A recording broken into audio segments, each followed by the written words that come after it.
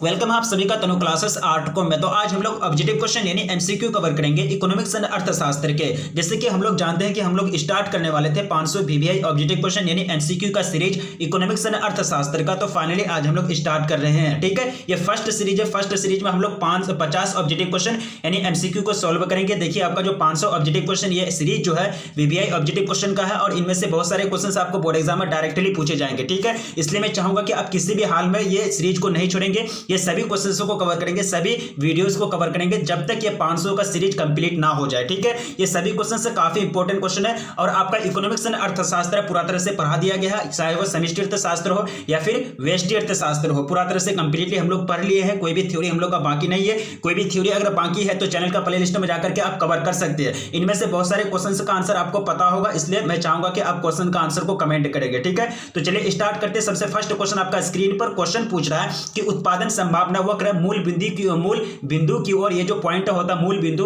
यानी main origin जो होता है उसकी ओर उन्नतोदर होता है। चूंकि क्या कारण है, सीमांत प्रतिस्थापन दर स्थित रहती है या फिर सीमांत प्रतिस्थापन दर जो होता है हसात्मक होती है या फिर सीमांत प्रतिस्थापन दर जो होता है वर्धमान होती है या फिर इनमें से कोई नहीं। देखिए यहाँ कोई कारण नहीं दिया गया आपका, ठीक है। यानी ऑप्शन डी राइट आंसर हो जाएगी। कोई कारण आपका नहीं दिया। मेन कारण जो होता है उत्पादन संभावना वक्र का मूल बिंदु की ओर उन्नतोदर होने का, वो कारण आपका नहीं दिया है। तो आपका ऑप्शन डी करेक्ट आंसर करना है। ये 2019 का एनुअल एग्जाम में पूछा जा चुका क्वेश्चन है, ठीक है। अब देखिए सेकंड नंबर क्वेश्चन में पूछ रहा है, सेकंड नंबर क्वेश्चन कह रहा है कि उपभोक्ता के इष्टतम बिंदु पर बजट रेखा जो होती है वो क्या होती है, ठीक है। किसको किससे काटती है, 2019 का ये भी एनुअल एग्जाम में पूछा जा चुका क्वेश्चन है। काफी इंपॉर्टेंट क्वेश्चन है, ठीक है।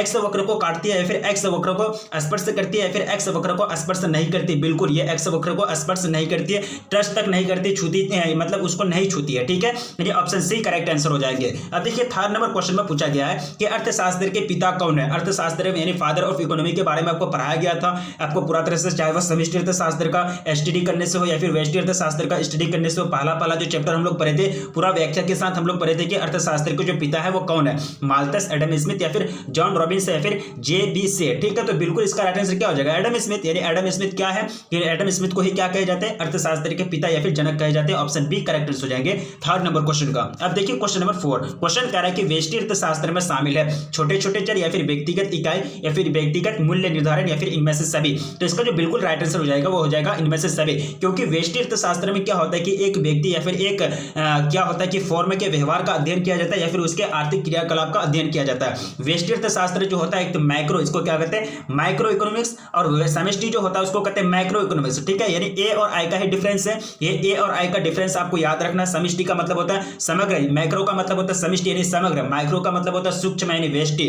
यानी सूक्ष्म अर्थशास्त्र यानी व्यष्टि अर्थशास्त्र में क्या होता है कि छोटे छोटे चर जो होते हैं, चाहे वो यानी इकोनॉमिक्स में अर्थशास्त्र में जो छोटे छोटे चर होते हैं उसका अध्ययन किया जाता है। व्यक्तिगत इकाई और व्यक्तिगत मूल्य का निर्धारण किया जाता है, फिर व्यक्तिगत इकाई या फिर उसके जो व्यवहार होता है उसका उल्लेख किया जाता है, ठीक है। ये 2016 का एनुअल एग्जाम में पूछा जा चुका क्वेश्चन है। तो ऑप्शन डी आपका राइट आंसर हो जाएगा, ठीक है। अब देखेंगे क्वेश्चन नंबर 5 की ओर। क्वेश्चन पूछ रहा है कि अर्थशास्त्र चयन का तर्कशास्त्र है, किसने कहा था। ये जो लाइन है अर्थशास्त्र चयन का तर्कशास्त्र है, ये क्या था, डबल इन्वर्टेड कोमा है। अब तो जानते हैं कि डबल इन्वर्टेड कोमा वो कथन को मतलब क्या ब्लॉक किया जाता है डबल इन्वर्टेड कोमा से, जो किसी दूसरे मतलब महान व्यक्ति के द्वारा कहे गए हैं, ठीक है। तो ये क्या कह रहा है कि अर्थशास्त्र चयन का तर्कशास्त्र, ये बात किसने कही थी। 2021 का बोर्ड मॉडल पेपर के लिए क्वेश्चन सिलेक्ट हुआ है। ऑप्शन आपके सामने हिग्स या फिर केन्स या फिर रॉबिन्स या फिर मार्शल, ठीक है। तो पांचों नंबर क्वेश्चन का जो राइट आंसर जो हो जाएगा वो हो जाएगा आपका मार्शल। कौन हो जाएंगे, ये रॉबिन्स हो जाएंगे। क्या हो जाएंगे, रॉबिन्स। यानी ये जो कथन है अर्थशास्त्र चयन का शास्त्र तर्कशास्त्र किनके अनुसार, रॉबिन्स के अनुसार। ऑप्शन सी करेक्ट आंसर हो जाएंगे पांचवां नंबर क्वेश्चन का। अब देखिए क्वेश्चन नंबर 6 में पूछा गया, सिंपल क्वेश्चन है। क्वेश्चन कह रहा है कि एक आयताकार अति परवलय लागत वक्र है, 2019 का एनुअल एग्जाम में पूछा जा चुका है। ऑप्शन आपके सामने दिया गया है, औसत स्थिर लागत का वक्र है या फिर एक ऐसा वक्र है जिसमें कुल लागत स्थिर होता है, कांस्टेंट होता है, ना ही बढ़ता है ना ही घटता है, सीमांत लागत वक्र है, फिर ए और बी दोनों, ठीक है। 6 नंबर क्वेश्चन। तो इसका जो राइट आंसर जो हो जाएगा वो हो जाएगा औसत, क्या हो जाएगा, औसत स्थिर लागत वक्र। क्या है, औसत स्थिर लागत वक्र। एक आयताकार अति परवलय जो लागत वक्र होता है, देखिए आपको ग्राफ पढ़ाया गया, यानी ग्राफ में आप जानते हैं जैसे कि इकोनॉमिक्स में बहुत सारे ग्राफ होते हैं, तो तो ग्राफ आयताकार कभी बनता था, कभी वलय मतलब इसका वलय बनता था, कभी वर्गाकार बनता था। ठीक है, तो ऑप्शन ए इसका राइट आंसर हो जाएंगे। अब देखिए क्वेश्चन नंबर 7 में पूछा गया, सिंपल सी बात है, यदि मांग वक्र QD बराबर है 400 - 2P हो तो पूर्ति वक्र QS बराबर 100 + P हो तो समतुल्य मूल्य का जो एवं मांग होंगे, समतुल्य मूल्य और जो मांग होगी वो क्या होगी। 2019 का एनुअल एग्जाम में पूछा जा चुका क्वेश्चन है। ये आपका न्यूमेरिकल बेस्ड क्वेश्चन है। जैसे कि न्यूमेरिकल किसको कहते हैं, जैसे कि हम लोग 10th क्लास में पढ़े थे ना फिजिक्स और केमिस्ट्री में, खास करके फिजिक्स में, वहां आपको त्वरण दिया रहता था, बल दिया रहता था या फिर वेग दिया हुआ रहता था, वो आप मतलब आगे कुछ और मांगता था। ठीक है, यानी फोर्स दिया हुआ रहता था तो त्वरण मांगता था, उसी यही सब जो होता है उसको कहते हैं न्यूमेरिकल बेस्ड क्वेश्चन। ठीक है, तो ये जो न्यूमेरिकल बेस्ड क्वेश्चन है ये इसको सॉल्व करने पड़ेंगे। फाइनली जो आपका सॉल्व करने से जो आंसर निकलेगा वो निकलेगा आपका 200 और 500, यानी मूल्य 200 निकलेगा, मांग निकलेगा 100, यानी ऑप्शन बी करेक्ट आंसर हो जाएंगे 7th नंबर क्वेश्चन का। अब देखिए क्वेश्चन नंबर 8 की ओर बढ़ेंगे। क्वेश्चन पूछ रहा है कि एक रैखिक मांग वक्र जिस बिंदु पर, देखिए ये सभी क्वेश्चन से इंपॉर्टेंट क्वेश्चन है। जो क्वेश्चन आपको याद नहीं हो, जो क्वेश्चन आपको समझ में नहीं आए, उसका क्या करेंगे, स्क्रीनशॉट लेंगे और स्क्रीनशॉट लेने के बाद उसका हल खुद से ढूंढेंगे या फिर उनको हल करने का प्रयास करेंगे। अब टाइम बहुत कम बचा है, थोड़ा सा सीरियस हो जाइए। ठीक है, अब देखिए क्वेश्चन कह रहा है कि एक रैखिक मांग वक्र जिस बिंदु पर मात्रा अक्ष को काटती है वहां मांग की लोच यानी इलास्टिसिटी जो होती है वो क्या होगी। Elasticity of demand, elasticity of मतलब क्या कहता है कि यानी elasticity of demand, elasticity of मतलब जो होता है खर्च होता है, उसका भी हम लोगों ने इलास्टिसिटी निकाला था, मतलब लोच निकाला था। ठीक है, E बराबर 0 या फिर E बराबर 1 या फिर E बराबर इन्फिनिटी यानी अनडिफाइंड अपरिभाषित E <1। ठीक है, तो इसका जो वैल्यू होता है लास्ट में E बराबर 0 निकलता है। इसका जो इलास्टिसिटी होता है, मांग का जो लोच होता है वो क्या होता है, 0 के बराबर होता है, यानी ऑप्शन ए करेक्ट आंसर हो जाएंगे 8 नंबर क्वेश्चन का। अब देखिए क्वेश्चन नंबर 9 की ओर बढ़ेंगे। क्वेश्चन कह रहा है कि यदि बाजार में किसी वस्तु की कीमत घट जाती है तो बजट सेट क्या होगा। ठीक है, बाजार में किसी वस्तु की सीट अगर यदि बाजार में किसी वस्तु की कीमत घट जाती है तो बजट का जो सेट होगा, देखिए बजट होता है तो ये मतलब बजट, अगर देखिए आदमी अगर ज्यादा पैसा कमा रहा है, वो मतलब ज्यादा पैसा कमा रहा है और वस्तु का कीमत घट गया है तो वो उसका पैसा बचेगा कि नहीं बचेगा, बचेगा, 100% बचेगा। और बजट जो होता है, बजट क्या होता है कि पूरा देश में जितना पैसा है, देश के व्यक्ति के पास, देश के नागरिक के पास जितना पैसा, जितना ज्यादा पैसा होगा बजट सेट उतना बड़ा होगा। तो यहाँ इधर पैसा बच रहा तो बजट सेट क्या होगा, बढ़ेगा ना, ये बड़ा हो जाता है। सिंपल सी बात है, ऑप्शन ए करेक्ट आंसर हो जाएंगे 9th नंबर क्वेश्चन का। अब देखिए क्वेश्चन 10th कह रहा कि यदि मांग वक्र पूर्ति वक्र दोनों दाएं ओर समान अनुपात में शिफ्ट करती है तो क्या होगा। ठीक है, ये आपको बताया गया है, ऑप्शन दिया गया, वस्तु का मूल्य एवं क्रय की मात्रा में वृद्धि होगी या फिर मूल्य स्थिर होगा किंतु क्रय की मात्रा में वृद्धि होगी या फिर मूल्य बढ़ेगा किंतु क्रय की मात्रा में स्थिर होगी या फिर इनमें से कोई नहीं। ठीक है, 10th नंबर क्वेश्चन। तो इसका जो बिल्कुल राइट आंसर जो हो जाएगा, वस्तु का मूल्य एवं क्रय की मात्रा में वृद्धि होगी। क्या होगी, वस्तु का मूल्य और क्रय की मात्रा में वृद्धि होगी जब यदि मांग एवं पूर्ति वक्र दोनों दाएं ओर समान अनुपात में शिफ्ट हो जाती है। ठीक है, यानी ऑप्शन ए आपको राइट आंसर हो जाएंगे। अब देखिए क्वेश्चन नंबर 11 में पूछा गया कि मांग के नियम का जो संबंध है वो किससे है। 2019 का एनुअल एग्जाम में पूछा जा चुका है, देख सकते हैं आप। ठीक है, ऑप्शन आपके सामने दिया गया है, आय और मांग के बीच या फिर मूल्य और मांग के बीच या फिर मूल्य और आय के बीच या फिर इनमें से कोई नहीं।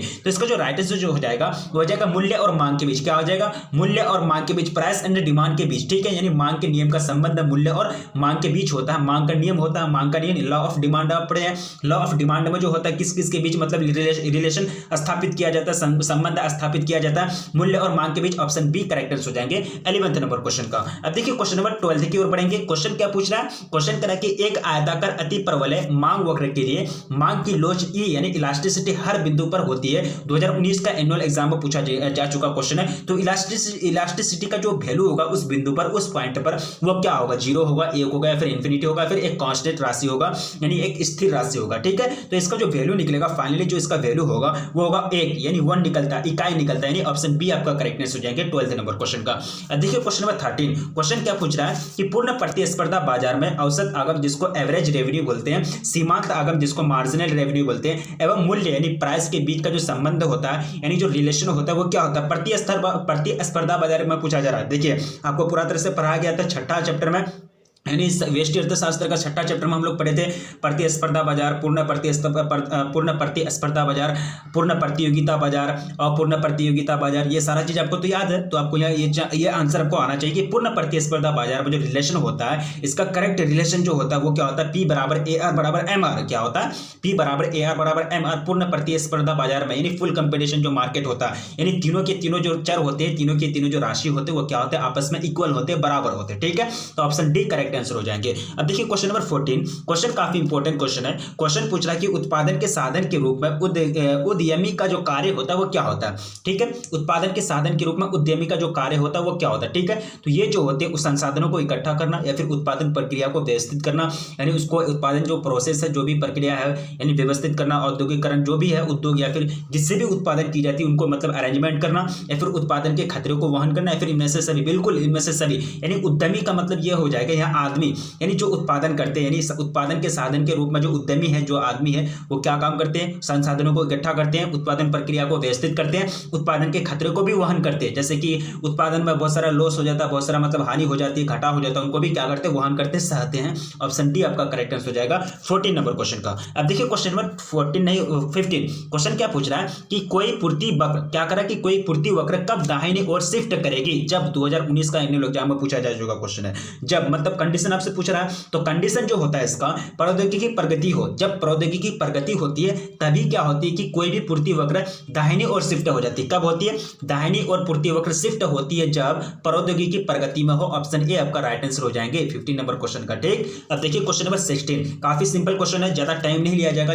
कम समय में हम लोग क्या करते हैं, कम समय में ज्यादा ऑब्जेक्टिव क्वेश्चन एमसीक्यू को सॉल्व करना है, कम समय में ज्यादा काम, यही तो दुनिया का दस्तूर है। ठीक है, यानी कम समय में ज्यादा आउटपुट दो, ज्यादा कम समय में ज्यादा आउटपुट देना ही क्या कहलाता है, मतलब एक तरह से गुण होता है, ये भी होना चाहिए हर एक इंसान के अंदर। तो ऑप्शन आपके सामने दिया गया, क्वेश्चन कह रहा है कि इनमें से किसे संसाधन भूमि के अंतर्गत नहीं रख सकते हैं। इनमें से किसे संसाधन, किस संसाधन, किसे नहीं होगा, किस संसाधन को भूमि के अंतर्गत नहीं रख सकते हैं, नदी को, जल को, या फिर जंगल को, या फिर खदान को, या फिर मशीन को। ठीक है, बिल्कुल इसका जो राइट आंसर जो हो जाएगा, ये मेल खाता है क्या, मशीन नहीं, नदी हो गया, जंगल हो गया, खदान हो गया, ये प्राकृतिक है, यानी भूमि के अंतर्गत इसको रख सकते हैं। तो ये जो है भूमि संसाधन, ये भूमि संसाधन, किसे संसाधन भूमि, देखिए आगे पीछे कर दिया थोड़ा सा, यहाँ देखिए यहाँ होगा भूमि संसाधन, भूमि के बाद संसाधन होगा, इनमें से किसे भूमि संसाधन के अंतर्गत रख सकते हैं, तीनों को। ठीक है, यानी ऑप्शन डी को नहीं रख सकते हैं। अब देखिए क्वेश्चन नंबर 17, क्वेश्चन कह रहा है कि अल्पकाल में पूर्ण प्रतिस्पर्धा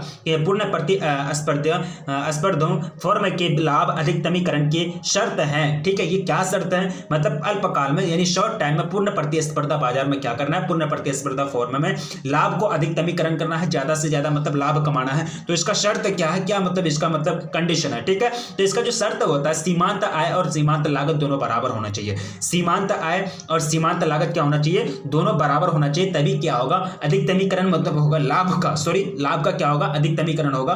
ठीक है, यानी ज्यादा से ज्यादा मतलब लाभ कमाए जाएंगे, लाभ अर्जित किए जाएंगे। ऑप्शन ए करेक्ट आंसर हो जाएंगे 17 नंबर क्वेश्चन का। अब देखिए क्वेश्चन नंबर 18, किसने कहा अर्थशास्त्र धन का विज्ञान है। यह आपका 2022 का जो बोर्ड मॉडल पेपर जो सेलेक्ट हुआ है, जो 2022 का जो बोर्ड मॉडल पेपर जो जारी हुआ है 2022 का, इसमें भी हम लोग कवर किए थे, आपको याद है कि नहीं। ठीक है, ऑप्शन आपके सामने रॉबिन्स, मार्शल, या फिर एडम स्मिथ, या फिर जेके मेहता। तो इसका जो राइट आंसर जो हो जाएगा 18 नंबर क्वेश्चन का, बिल्कुल एडम स्मिथ, यानी एडम स्मिथ कहते हैं कि अर्थशास्त्र जो है वो क्या है, धन का विज्ञान है। अर्थशास्त्र क्या है, धन का विज्ञान है। ऑप्शन सी आपका करेक्ट आंसर हो जाएंगे 18 नंबर क्वेश्चन का। अब देखिए क्वेश्चन नंबर 19, क्वेश्चन पूछ रहा है कि सबसे पहले माइक्रो शब्द का जो प्रयोग किया, माइक्रो का मतलब क्या होता है, वेस्टी, यानी वेस्टी अर्थशास्त्र से रिलेटेड आपका क्वेश्चन है। तो सबसे पहले माइक्रो शब्द का जो प्रयोग किया किसने किया, मार्शल ने, या फिर केन्स ने, या फिर रैगनर फ्रिश ने, या फिर बोल्डिंग ने। ठीक है, यह ऑप्शन आपके सामने दिया गया, ये 2012 का एनुअल एग्जाम में पूछा जा चुका क्वेश्चन है। देखिए सबसे पहले जो इस्तेमाल किए थे रैगनर फ्रिश ने, कौन ने, रैगनर फ्रिश ने माइक्रो शब्द का सबसे पहले प्रयोग किए थे। ऑप्शन सी आपका करेक्ट आंसर हो जाएंगे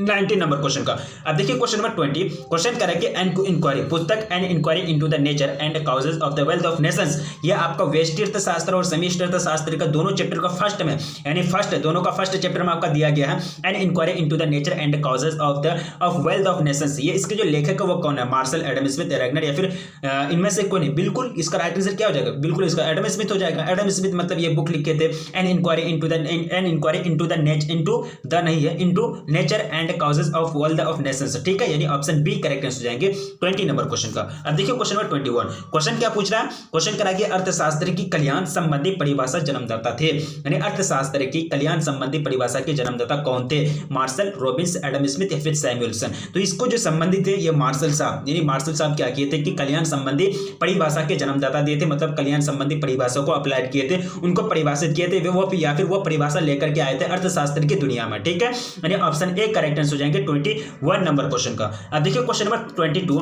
क्वेश्चन क्या पूछ रहा है कि अर्थशास्त्र मानव कल्याण की विज्ञान है, यह कथन किसका? अर्थशास्त्र मानव कल्याण का विज्ञान है, ये जो कथन है, ये जो स्टेटमेंट है, डबल इन्वर्टेड कॉमास देख सकते हैं आप, तो ये जो कथन है ये किसका है? रॉबिन्स का, मार्शल का, या फिर एडम स्मिथ का, या फिर रिकॉर्डो का? तो ये जो कथन है बिल्कुल हो जाएंगे रॉबिन्स का। यानी रॉबिन्स के अनुसार अर्थशास्त्र जो वह क्या है? मानव कल्याण का विज्ञान है। क्या है? ह्यूमन वेलफेयर का साइंस है। यानी economics is a science of human welfare. ठीक है, ये भी बोल सकते हैं। तो यानी ऑप्शन ए करेक्ट आंसर हो जाएंगे 22 नंबर क्वेश्चन का। अब देखिए क्वेश्चन नंबर 23, क्वेश्चन क्या पूछ रहा है कि कुल उत्पादन x1 इकाइयों पर माइनस कर देंगे, कुल उत्पादन x1 माइनस x1 इकाई पर। तो इसकी जो परिभाषा दी थी, ये परिभाषा मतलब किसके लिए परिभाषा फिट बैठता है? ये जो कुल उत्पादन या फिर कुल उत्पादन निकालने की ये परिभाषा है, या फिर मतलब फॉर्मूला जो है, या फिर औसत उत्पाद निकालने का, या फिर सीमांत उत्पाद की, या फिर इनमें से कोई नहीं। तो इसका जो राइट आंसर जो हो जाएगा वो हो जाएगा कुल उत्पाद। क्या हो जाएगा? कुल उत्पाद। यानी ऑप्शन ए आपका राइट आंसर होगा 23 नंबर क्वेश्चन का। अब देखिए क्वेश्चन नंबर 24, क्वेश्चन क्या पूछ रहा है कि अल्पाधिकार बाजार में 2019 का एनुअल एग्जाम में पूछा जा चुका क्वेश्चन है। अल्पाधिकार बाजार में 2 से अधिक विक्रेता होते हैं, या फिर केवल 2 विक्रेता होते हैं, या फिर कुछ विक्रेता होते हैं, फिर इनमें से सभी? 24 नंबर क्वेश्चन का। तो बिल्कुल इसका जो राइट आंसर हो जाएगा कुछ विक्रेता होते हैं। क्या होते हैं? कुछ ही विक्रेता, यानी जो सेलर होते हैं कुछ ही होते हैं। अल्पाधिकार बाजार में कुछ विक्रेता होते हैं, ज्यादा नहीं होते। ठीक है, ऑप्शन सी करेक्ट आंसर हो जाएंगे 24 नंबर क्वेश्चन का। अब देखिए क्वेश्चन नंबर 25, क्वेश्चन क्या पूछ रहा है कि नोबेल पुरस्कार विजेता अमर्त्य सेन किस देश से संबंधित थे? भारत से, अमेरिका से, इंग्लैंड से, फिर स्विट्जरलैंड से? तो ये जो रहने वाले थे, ये कहाँ के रहने वाले थे? अमर्त्य सेन ये भारत के रहने वाले थे। कहाँ के? भारत के रहने वाले थे। और इनकी दोस्ती अच्छी खासी दोस्ती थी महबूब उल हक, यानी पाकिस्तान के जो अर्थशास्त्री से डॉक्टर महबूब उल हक के साथ। और वो डॉक्टर महबूब उल हक का ही मतलब प्रथम यूएनडीपी द्वारा मतलब रिपोर्ट छापा गया था एचडीआई का। यानी एचडीआई का रिपोर्ट किसके द्वारा सबसे पहले छापा गया था? यानी डॉक्टर महबूब उल हक के द्वारा। और ये दोनों के बीच काफी दोस्ती थी। यानी ऑप्शन ए करेक्ट आंसर हो जाएंगे 25 नंबर क्वेश्चन का। अब देखिए क्वेश्चन नंबर 26 की ओर बढ़ेंगे। क्वेश्चन काफी सिंपल है। क्वेश्चन पूछ रहा है कि मांग के नियम का संबंध है। मांग के नियम का संबंध किससे है? आय और मांग के बीच, या फिर मांग और मूल्य और मांग के बीच, या फिर मूल्य और आय के बीच, या फिर इनमें से कोई नहीं। ठीक है, तो मांग के बीच का जो रिलेशन होता है मूल्य और मांग के बीच, किसके? मूल्य और मांग के बीच इसका संबंध होता है। ऑप्शन बी करेक्ट आंसर हो जाएंगे 26 नंबर क्वेश्चन का। अब देखेंगे क्वेश्चन नंबर 27, क्वेश्चन पूछ रहा है कि सर्वाधिक वस्तुएं प्रतिस्पर्धा नहीं होती है। इसका कथन जो है, इसका अर्थ है कि किसी व्यक्ति के उपभोग करने से 2019 का एनुअल एग्जाम में पूछा जा चुका क्वेश्चन है। करने से वस्तु की मात्रा में वृद्धि होती है, या फिर वस्तु की मात्रा में कमी आती है, या फिर वस्तु की मात्रा में कमी नहीं आती, या फिर इनमें से कोई नहीं। ठीक है, बिल्कुल आपको राइट आंसर चूज करना। देखिए ये जो ऐसे करने से क्या होता है कि सार्वजनिक वस्तु प्रतिस्पर्धा नहीं होती है। इसका अर्थ है कि किसी व्यक्ति के उपभोग करने से वस्तु की मात्रा में कमी नहीं आती। क्या होती है? वस्तु की मात्रा में कमी नहीं आती। ये कथन आपका राइट है। यानी ऑप्शन सी आपका राइट आंसर हो जाएगा 27 नंबर क्वेश्चन का। ठीक है, अब देखेंगे क्वेश्चन नंबर 28, क्वेश्चन क्या पूछ रहा है? क्वेश्चन कह रहा है कि यदि उपभोक्ता यानी कंज्यूमर, जो जैसे हम लोग क्या है उपभोक्ता है, कंज्यूमर है, उपभोक्ता की आय में वृद्धि होती है तो बजट रेखा समांतर क्या होगा? ठीक है, यानी बजट रेखा समांतर जो होगा वो क्या होगा? नहीं खिसकेगा, या फिर दाएं और खिसक जाएगा, या फिर बाएं और खिसक जाएगा, या फिर इनमें से कोई नहीं। तो बिल्कुल स्थिर रहेगा। क्या रहेगा? स्थिर रहेगा, मतलब नहीं खिसकेगा। यदि उपभोक्ता की आय में वृद्धि होती है तो बजट रेखा समांतर नहीं खिसकेगा। यानी ऑप्शन सी आपका राइट आंसर हो जाएगा 28 नंबर क्वेश्चन का। अब बढ़ेंगे 29 नंबर क्वेश्चन की ओर। क्वेश्चन पूछ रहा है कि समीकरण MD = PRPY, MD = RPY यह बतलाता है कि मुद्रा की मांग क्या है? धनात्मक रूप से आय पर निर्भर करती है, या फिर ऋणात्मक रूप से मूल्य पर निर्भर करती है, या फिर धनात्मक रूप से औसत कीमत पर निर्भर करती है, औसत कीमत के स्तर पर डिपेंड करती है। ठीक है, केवल ए और सी दोनों। ठीक है, आपके सामने ऑप्शन रखा गया। तो इसका जो राइट आंसर जो हो जाएगा वो हो जाएगा धनात्मक रूप से औसत कीमत स्तर पर निर्भर करती है। यानी धनात्मक रूप से पॉजिटिवली किस पर निर्भर करती है? औसत कीमत स्तर, यानी जो एवरेज जो प्राइस लेवल होता है उस पर डिपेंड करता है। 2019 का एनुअल एग्जाम में पूछा जा चुका है, इसलिए ये क्वेश्चन काफी इंपॉर्टेंट क्वेश्चन है। ये क्वेश्चन को याद रखने की कोशिश करना। ठीक है, यानी ऑप्शन सी आपका करेक्ट आंसर हो जाएंगे। अब देखिए क्वेश्चन नंबर 30, क्वेश्चन क्या पूछ रहा है कि विलासिता वस्तु की जो मूल्य मांग की जो लोच होती है, इलास्टिसिटी, वो होती है कितना होती है? यानी विलासिता वस्तु की बात की जा रही है, इसका जो मूल्य की जो मांग होती है, मूल्य मांग का जो लोच होता है, यानी इलास्टिसिटी जो होती है वो क्या होती है? 2019 का एनुअल एग्जाम में पूछा जा चुका क्वेश्चन है। ऑप्शन आपके सामने दिया गया E = 0, E = infinity, E = 1, E <1। ठीक है, तो इसका जो राइट आंसर जो हो जाएगा, इसका जो विलासिता वस्तु की जो इलास्टिसिटी होती है ना, वो 0 से यानी 1 से कम होती है। क्या होती है? 1 से कम। यानी क्या होती है? 1 से कम, यानी E > 1। तो क्या हो जाएंगे? E > 1, यानी ऑप्शन डी करेक्ट आंसर हो जाएंगे 30 नंबर क्वेश्चन का। अब देखिए क्वेश्चन नंबर 31, क्वेश्चन क्या पूछ रहा है कि औसत उत्पाद की वक्र आकृति होती है। औसत उत्पाद की वक्र आकृति होती है। 2019 और 2021 का एनुअल एग्जाम में पूछा जा चुका क्वेश्चन है, काफी इंपॉर्टेंट क्वेश्चन है। ये आपके सामने ऑप्शन दिया जा रहा है, अंग्रेजी अक्षरों की जो यू लेटर होती है इसके जैसा, या फिर उल्टे यू के जैसा, या फिर अक्षर एस के जैसा, या फिर उल्टे एस के जैसा। ठीक है, आपके सामने ऑप्शन रखा गया। देखिए इसका जो राइट आंसर जो हो जाएगा वो हो जाएगा अंग्रेजी अक्षर जो होता है ना यू, उसके जस्ट उल्टा होता है। यानी जो होता है, सॉरी ये क्या होता है, इसका जो होता है जस्ट उल्टा नहीं होता है, यानी अंग्रेजी अक्षर जो यू होता है ना उसी के जैसा होता है, यानी यू जो लिखते हैं हम लोग इसी के जैसा औसत उत्पाद वक्र की आकृति होती है। यानी ऑप्शन ए आपका राइट आंसर हो जाएंगे 31 नंबर क्वेश्चन का। अब देखिए क्वेश्चन नंबर 32, क्वेश्चन क्या पूछ रहा है कि किसी फॉर्म का मूल्य वर्धित होना क्या होगा। ठीक है, मूल्य उत्पादन का मूल्य मध्यवर्ती वस्तुओं का मूल्य, या फिर उत्पादन के किसी चरण में कारकों का निवल योगदान, या फिर कार्य के कारण वस्तु के मूल्य में वृद्धि, या फिर केवल ए और बी दोनों। ठीक है, 32 नंबर क्वेश्चन। तो इसका जो राइट आंसर जो हो जाएगा वो हो जाएगा ए और बी दोनों, यानी उत्पादन का मूल्य मध्यवर्ती वस्तुओं का मूल्य, या फिर ए और बी में क्या है कि उत्पादन के किसी चरण में कारकों का निवल योगदान, किसी फॉर्म का मूल्य वर्धित होना, यही कहलाता है। मतलब ये दोनों जो स्टेटमेंट है ये सही है, किसी भी फॉर्म का मूल्य वर्धित होना, ये दोनों कथन सही है, यानी ए और बी में, यानी ऑप्शन डी आपका राइट आंसर हो जाएगा 20 कितना नंबर, यानी 32 नंबर क्वेश्चन का। अब देखिए क्वेश्चन नंबर 33, क्वेश्चन क्या पूछ रहा है कि कॉब डगलस उत्पादन फलन की Q बराबर x1a, क्या है x1a, इस गुना कर देंगे 2 बीटा से, तो इसका जो पैमाना का जो प्रतिफल होता है वो क्या होता है। ठीक है, यानी अल्फा ए माइनस बीटा, या फिर ए माइनस ए अपन बीटा, या फिर बीटा अपन अल्फा, या फिर ए प्लस बीटा। ठीक है, आपके सामने ऑप्शन रखा गया है। देखिए ये जो होते हैं इसको अल्फा कहते हैं और इसको बीटा कहते हैं। ठीक है, साइंस वाला तो इनको खूब अच्छा तरह से पहचानता होगा, इसको क्या कहते हैं बीटा कहते हैं, और ये जो है इसको अल्फा कहते हैं, और ये तो आपका ए लेटर दिया है स्मॉल लेटर। ठीक है, तो ये जो इसका जो राइट आंसर जो हो जाएगा, ठीक है, यानी 33 नंबर क्वेश्चन का ये हो जाएगा ए प्लस बीटा। क्या हो जाएगा ए प्लस बीटा, यानी पैमाने का प्रतिफल क्या हो जाएगा ए प्लस बीटा हो जाएगा। ये आपका इक्वेशन दिया है कॉब डगलस उत्पादन फलन का। ठीक है, यानी ऑप्शन डी आपका राइट आंसर हो जाएगा 33 नंबर क्वेश्चन का। अब देखिए क्वेश्चन नंबर 34, क्वेश्चन पूछ रहा है कि वह कौन सा समय है जिसके उत्पादन के सभी साधन परिवर्तित किए जा सकते हैं। सिंपल सी बात है, ये आपको पढ़ाया गया था, पूरा कंप्लीटली के साथ पढ़ाया गया था। वह कौन सा समय है जिसके उत्पादन के सभी साधन परिवर्तित किए जा सकते हैं, अल्पकाल, या फिर दीर्घकाल, या फिर अति दीर्घकाल, या फिर इनमें तीनों। तो इसका जो राइट आंसर जो हो जाएगा वो हो जाएगा दीर्घकाल। क्या हो जाएगा, दीर्घकाल में सभी उत्पादन के जो साधन है उसको परिवर्तित किए जा सकते हैं। ऑप्शन सी आपका, ऑप्शन बी आपका राइट आंसर हो जाएगा 34 नंबर क्वेश्चन का। ठीक है, अब देखिए क्वेश्चन नंबर 35, क्वेश्चन क्या पूछ रहा है, क्वेश्चन काफी इंपॉर्टेंट क्वेश्चन है। क्वेश्चन कह रहा है कि उत्पादन फलन को व्यक्त करता है। ठीक है, उत्पादन फलन को जो व्यक्त करने का जो ये है सीरीज है वो क्या है। ठीक है, 35 नंबर क्वेश्चन। तो ये जो व्यक्त करता है QX = FABCD, ये आयत होता है, यानी क्या होता है, आयत होता है, रेक्टेंगल होता है, इसके द्वारा व्यक्त किया जाता है उत्पादन फलन को। ऑप्शन बी आपका राइट आंसर हो जाएंगे। अब देखिए क्वेश्चन नंबर 36, क्वेश्चन क्या पूछ रहा है कि बाजार मूल्य का संबंध निम्नलिखित में से किससे है। बाजार मूल्य का जो संबंध हो जाए, यानी मार्केट प्राइस का जो रिलेशन होता है वो किससे होता है। ठीक है, अस्थायी मूल्य से, या फिर अति अल्पकाल से, या फिर सामान्य मूल्य से, या फिर इनमें से सभी। तो इसका जो रिलेशन जो होता है ना, ये अति अल्पकाल से होता है। क्या होता है, अति अल्पकाल से। कहने का मतलब ये कि बाजार में जो कोई वस्तु का मूल्य है ना, कोई जरूरी है कि मतलब लंबे समय तक, दीर्घकाल तक उसका मूल्य एक ही रहेगा। मतलब कुछ समय के लिए मूल्य एक फिक्स रहता है, फिर कुछ समय के बाद बदल जाता है। तो मूल्य का जो होगा, बाजार मूल्य का संबंध यानी अति अल्पकाल से होता है। कम समय में मतलब बदल जाता है, कम समय के लिए फिक्स होता है, और कम समय के लिए मतलब वो कांस्टेंट रहता है, फिर वो बदल जाता है। ठीक है, यानी अति अल्पकाल से इसका संबंध होता है। ऑप्शन बी आपका राइट आंसर हो जाएगा 36 नंबर क्वेश्चन का। अब देखिए क्वेश्चन नंबर 37, क्वेश्चन पूछ रहा है कि किस बाजार में एकाधिकार तथा प्रतियोगिता दोनों का अंश पाया जाता है। ठीक है, एकाधिकारी और प्रतियोगिता बाजार ये दोनों आपको पढ़ाया गया है, सारा बाजार के बारे में आपको पढ़ाया गया था।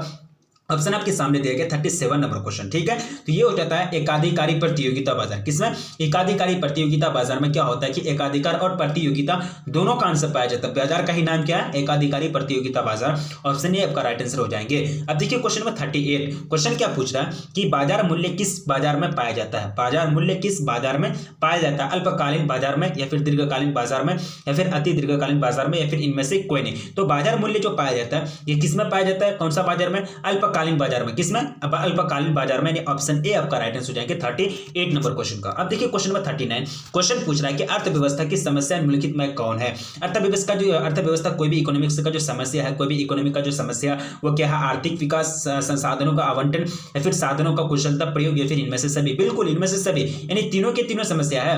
यानी अगर चाइना में अगर कोई समाजवादी चल रहा है, फिर कोई भी अगर 3 तरह की अर्थव्यवस्था होती है, ऐसा तो कि मतलब इंडिया में अगर मिश्रित अर्थव्यवस्था है तो यहाँ गरीबी नहीं है, और अमेरिका में पूंजीवादी अर्थव्यवस्था तो वहां गरीबी नहीं है, वहां भी गरीबी है, यहाँ भी गरीबी है। तो अर्थव्यवस्था का प्रकार से कोई फर्क नहीं पड़ता है। हर एक अर्थव्यवस्था में समस्याएं होती है, चाहे वह आर्थिक विकास का हो या फिर संसाधनों का आवंटन का हो या फिर संसाधनों का कुशलतम प्रयोग का। ठीक है, यानी ऑप्शन इसका राइट आंसर क्या हो जाएगा? ऑप्शन डी आपका राइट आंसर हो जाएंगे, यानी ऑप्शन डी आपका राइट आंसर हो जाएंगे।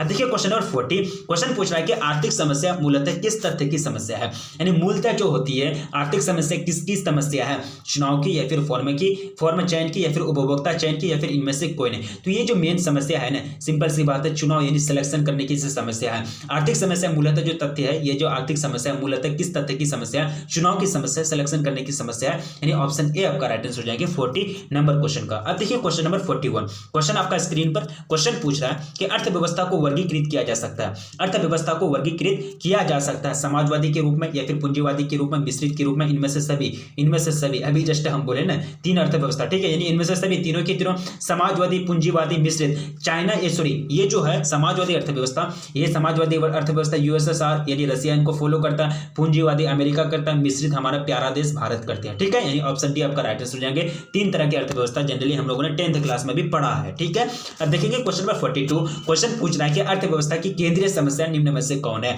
अर्थव्यवस्था की केंद्रीय समस्या निम्न में से कौन है? अर्थव्यवस्था की जो केंद्रीय समस्या होती है, क्या उत्पादन किया जाए, कैसे उत्पादन किया जाए, किसके लिए उत्पादन किया जाए, कितना उत्पादन किया जाए। ठीक है, ये क्या है? अर्थव्यवस्था की मूल समस्या। तो यहां आपको दिख रहा है, कहीं नहीं दिख रहा तो ऑप्शन डी आपको राइट आंसर करना है। इनमें से क्या हो जाएंगे? सभी। सॉरी, इनमें से क्या हो जाएंगे? सभी। क्या हो जाएंगे? ये मतलब रूप है उत्पादित वस्तु का वितरण कैसे हो या फिर क्या उत्पादन हो या फिर कैसे उत्पादन किया जाए, ये सारा की तीनों के तीनों जो है तीनों में दिख रहा है हमको, जैसे जैसे हम बोले, तो ये क्या हो जाएंगे? इनमें से सभी, यानी ऑप्शन डी आपका राइट आंसर हो जाएंगे। ठीक है, अब देखिए क्वेश्चन नंबर 43, क्वेश्चन पूछ रहा है कि निम्न में किस अर्थव्यवस्था में निजी क्षेत्र एवं सार्वजनिक क्षेत्र का सह अस्तित्व होता है? निजी क्षेत्र और सार्वजनिक क्षेत्र में क्या होता है कि हमारे मिश्रित अर्थव्यवस्था में क्या होता है, या निजी क्षेत्र भी होते हैं, सार्वजनिक क्षेत्र भी होते हैं, पब्लिक सेक्टर भी होता है, सरकार का भी सेक्टर होता है। ठीक है, तो ये मिश्रित अर्थव्यवस्था में होता है। ठीक है, मिश्रित अर्थव्यवस्था में पूंजीवादी में क्या होता है कि वहां सिर्फ प्राइवेटाइजेशन होता है, यानी वहां निजीकरण ज्यादा होता है, समाजवादी में समाज का ज्यादा ध्यान रखा जाता है,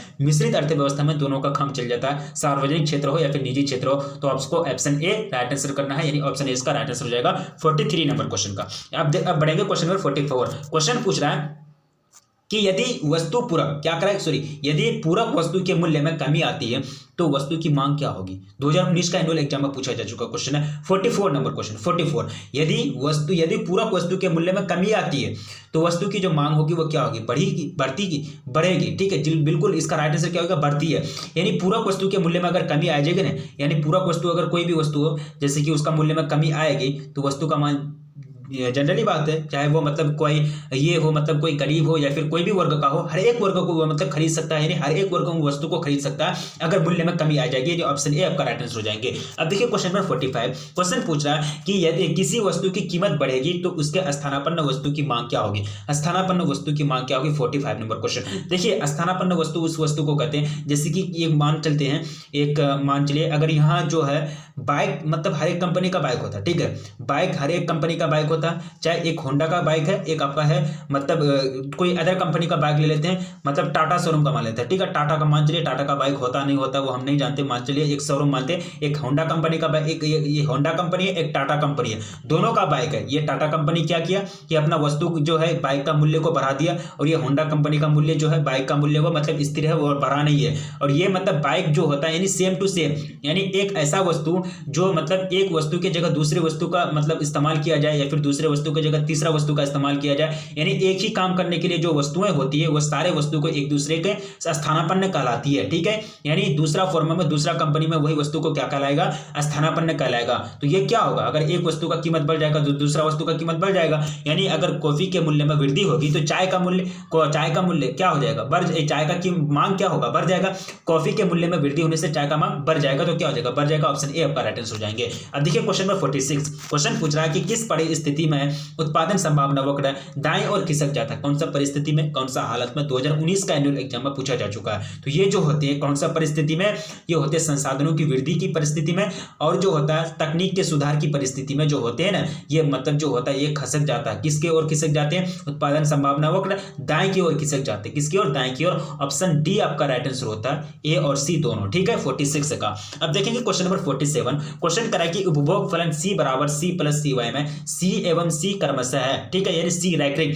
यहाँ जो अगर देखते हैं C, ये जो है C रैंकिंग है, ठीक है, तो C एवं C जो क्रमशः, ठीक है, आपको राइट आंसर चूज करना है, तो इसका राइट आंसर जो हो जाएगा स्वायत्त उपभोग एवं सीमांत उपभोग प्रवृत्ति, ऑप्शन ए आपका राइट आंसर होगा। अब देखिए क्वेश्चन नंबर 48, क्वेश्चन पूछ रहा है कि कम कीमत पर उपभोक्ता वस्तु की मांग की मात्रा बढ़ा देता है, क्योंकि 2019 का एनुअल एग्जाम में पूछा जा चुका क्वेश्चन है। ऑप्शन आपके सामने दिया गया है। ऑप्शन आपके सामने क्या कह रहा है कि वस्तु सस्ती हो जाती है, या फिर कीमत कम होने पर उपभोक्ता की क्रय शक्ति बढ़ जाती है, या फिर कम कीमत पर उपभोक्ता को मोल भाव नहीं करना पड़ता, ठीक है, यानी ए और बी राइट आंसर हो जाएंगे। वस्तु की कीमत जो होती है वह सस्ती हो जाती है, मतलब वस्तु मतलब ज्यादा महंगा नहीं रहता, और कीमत कम होने से उपभोक्ता की क्रय शक्ति बढ़ जाती है, मतलब कीमत अगर कम होगा तो उनका शक्ति बढ़ेगा ही, मतलब जो हर एक लोग वो खरीद सकते हैं, यानी कम कीमत पर हर एक वस्तु को हर एक लोग खरीद सकते हैं, तो उनका क्रय शक्ति यानी जो क्रय शक्ति जो होगा यानी खरीदने का जो शक्ति होगा वो क्या हो जाएगा, बढ़ जाएगा। तो ऑप्शन डी आपका राइट आंसर होता है इस तरह से, ठीक है, यानी ऑप्शन डी राइट आंसर होता है 48 नंबर क्वेश्चन का। अब देखिए क्वेश्चन नंबर 49, क्वेश्चन करा कि उत्पादन की अवधारणा है कुल उत्पाद या फिर सीमांत उत्पाद या फिर औसत उत्पाद या फिर इनमें सभी, उत्पादन की जो अवधारणा है, ठीक है, तो ये जो अवधारणा है ये तीनों के तीनों कुल उत्पाद, सीमांत उत्पाद और औसत उत्पाद, यानी ऑप्शन डी आपका राइट आंसर हो जाएंगे। अब देखिए क्वेश्चन नंबर 50, क्वेश्चन करा कि किसी परिवर्तनशील साधन की एक अतिरिक्त इकाई का या कम इकाई का प्रयोग करने से कुल उत्पाद में अंतर आता है, वो क्या कहलाता है, ठीक है, सीमांत उत्पाद, सॉरी, ये फिर औसत उत्पाद या फिर कुल उत्पाद या फिर इनमें से सभी, बिल्कुल जो कहते हैं इनको क्या कहते हैं, औसत उत्पाद कहते हैं। क्या कहते हैं इसको, औसत उत्पाद, यानी ऑप्शन बी आपका राइट आंसर होता है। तो टारगेट पूरा हो गया। थोड़ा सा सुनिए, देखिए हम लोग कितना क्वेश्चन कवर किया, 50 क्वेश्चन कवर किया, और बहुत ही कम समय में हम लोगों ने 50 क्वेश्चन को कवर किया, ठीक है, और सभी क्वेश्चन से काफी इंपॉर्टेंट क्वेश्चन है, सभी क्वेश्चन को याद रखने की कोशिश करना है। और आपका बोर्ड एग्जाम नजदीक आ चुका है, और आपसे लास्ट में विनती की जाती है कि अगर आप अभी तक वीडियो को लाइक नहीं किए तो प्लीज वीडियो को लाइक कर दीजिए, और चैनल पर पहली बार अगर विजिट कर रहे हो तो प्लीज चैनल को सब्सक्राइब कर लीजिए, क्योंकि वो मटेरियल आपको प्रोवाइड की जाती है जो बोर्ड एग्जाम के लिए काफी महत्वपूर्ण होता है, जो अच्छा मार्क्स लाने के लिए, अच्छा प्रदर्शन करने के लिए, अच्छा परफॉर्मेंस करने के लिए जरूरी होता है, ठीक है, वो सारा चीज आपको प्रोवाइड की जाती है, ठीक है। अगर यकीन नहीं हो रहा है तो चैनल का प्लेलिस्ट में जाकर के आप देख सकते हैं। और अगर किसी भी चैप्टर का, किसी भी सिलेबस का, किसी भी सब्जेक्ट का अगर आपका कोई भी चैप्टर छुटा हुआ, थ्योरी एक्सप्लेनेशन नहीं पढ़े, ऑब्जेक्टिव नहीं पढ़े, तो चैनल का प्लेलिस्ट में जाकर के आप पढ़ सकते हैं। तो ये कौन सा सीरीज था, series first, series second coming soon, ठीक। तो अपना याद रखिए, अपना ख्याल रखिए, अपना मतलब पढ़ाई में मस्त रहिए, रखिए अपना ख्याल। मिलेंगे फिर नेक्स्ट वीडियो में, तब तक के लिए जय हिंद।